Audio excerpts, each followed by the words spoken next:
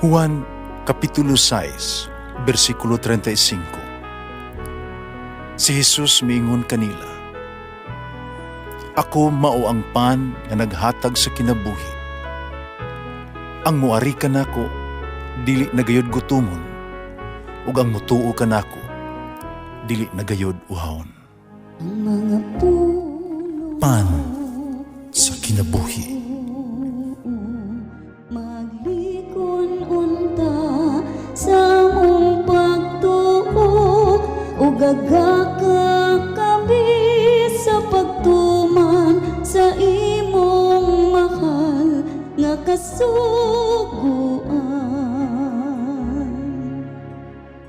Ginuman na akan ninyo. Sa sa Ebanghelyo, sumala ni San Lucas.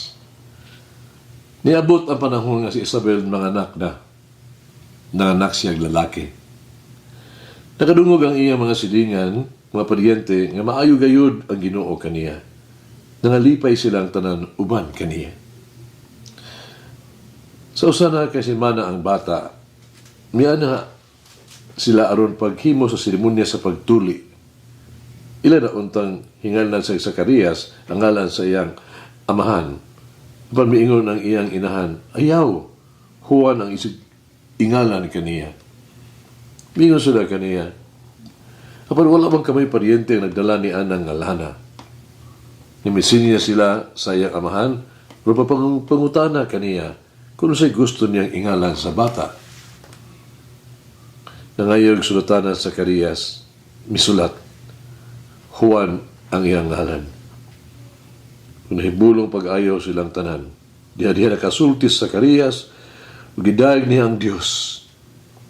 Nahadlok ang mga silingan, umikailap sa tanang kabungturan sa Hudiya, ang balita mahitungod ni ini mga butanga.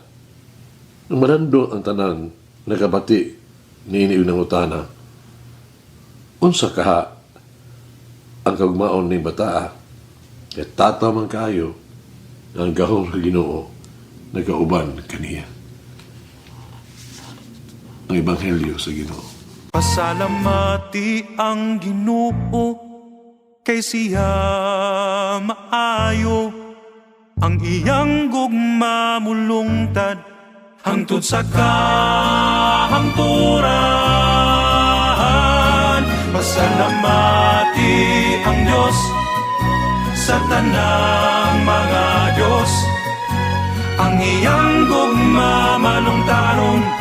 Pasalamati ang Ginoo sa mga Ginoo, ang iyang gugma malungtaron.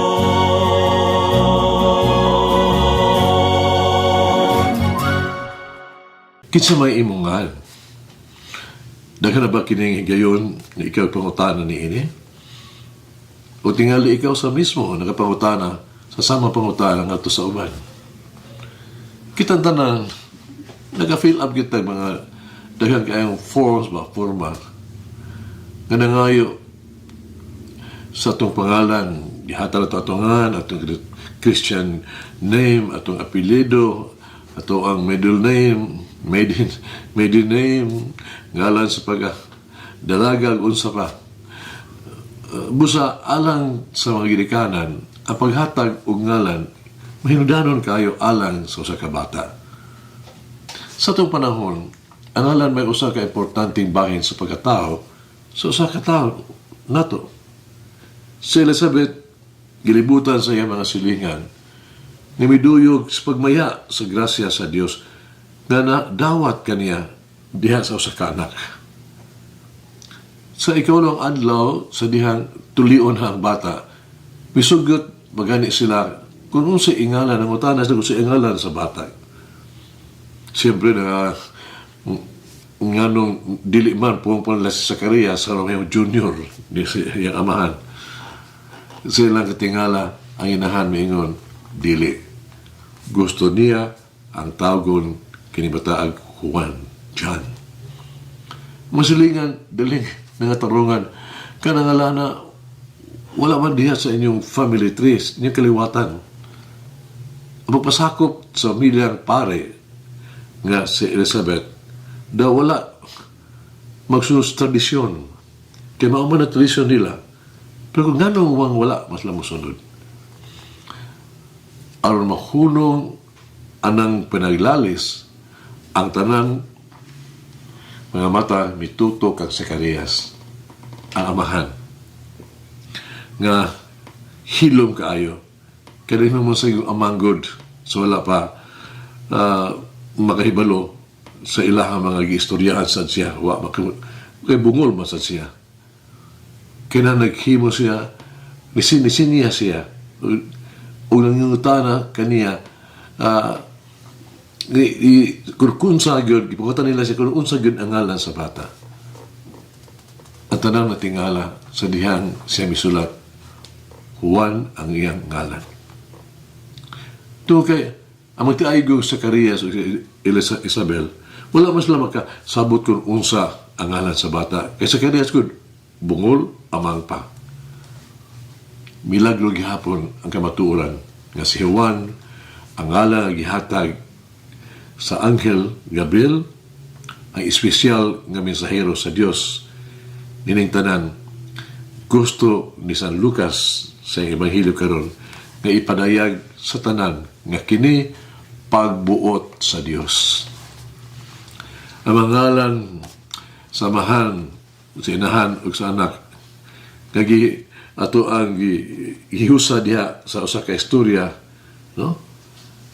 Nagapasabot, nagapahulugan, no? Ang Zacarias nagpasabot nga nahinumdum sa Yahweh. Ang ngalang Elizabeth, nagkalugan ka na, nagpasabot ka na, natuma na ang sa akong Diyos. O ipasabot sa ngalang Juan, mao, kipagitaan ni Yahweh, o kaluoy, o pabor. Kung ikaw adunay ingon kamahulugon nga nangangalan, Nagsoon, sunda kini. Mag-ampo kita. Ginoo, naghulat ka nga kami na moare o magkikita ka na mo. Naghulat ka sa pagdanag sa kahayag di adunay kang ngit-ngit. Sa pagkita sa gugma di adunay pagdumot.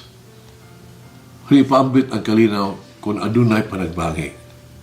Ginoo, naghulat ka kanamo nga mudangop kanimo. Naghulat ka kanamo nga malaumon ano mudanag ang imong kahayag, ipakita ang imong gugma sa pagpaambit sa imong kalinaw. Amen. Mama Mary, may I see the hand of the Lord in all that may happen to me today. Mulangin ang Diyos magagahom sa tanan, Amahan, Anak, ug Espiritu Santo. Amen.